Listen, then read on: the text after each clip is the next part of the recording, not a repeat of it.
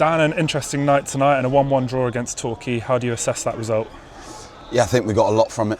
I think the individuals got a lot from that game, whether it's experienced players sort of finalising their last pre-season game, or whether it was young players getting their first taste of sort of senior football in front of an outstanding crowd. It was a good evening for us to get a lot from, and as a group and like I say, and as individuals, we're a lot closer to where we need to be. Like you said there, a lot of young players featured towards the end as well. A few under-18s, they probably were never experienced this type of crowd before. How important is that for their development? It's huge for their development. I think that first taste of playing in front of the fans at that end was amazing for them. You know, it probably took them 5-10 minutes when they came on to just get used to it, but amazing experience. A really good evening for the academy and the club, just to show what the real DNA of the club is. So yeah, a fantastic experience for them. Torquay in the first half proved to be quite a difficult outfit to break down.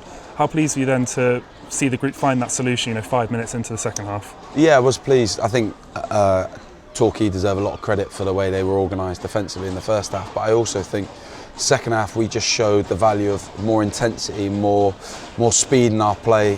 We got to the ball quicker, we played quicker, and I think off the back of that we created chances. So it was a good sign that the players had extra gears to get to, but we need to find them earlier in the game and we need to put pressure on teams, and that's what we did for that 15-minute spell before we sort of made some of the changes.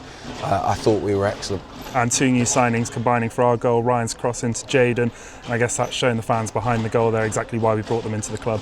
Yeah, fantastic delivery from Ryan, that's what he's got, and I think, you look at Jaden, not only his goal, but you look at the energy he brought to the team. I think he set the tone for that second half, and I thought he was outstanding.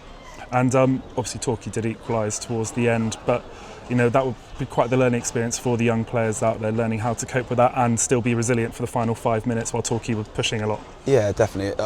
Look, we talk about the young players as in some of the under-18s, but I think we also look at the likes of Ed James, the likes of Luca, young players that are still new to being around our first team and understanding our habits, that when we're in those situations, he's left-footed, we need to force him outside the pitch, give ourselves the best chance of making a save or making a block. So there's always small details that you need to do better within a goal, and I think just the way that we'd managed that last 10-15 minutes, we could have been better with that. But not only the young players, I think that would be all the players that were on the pitch at that point.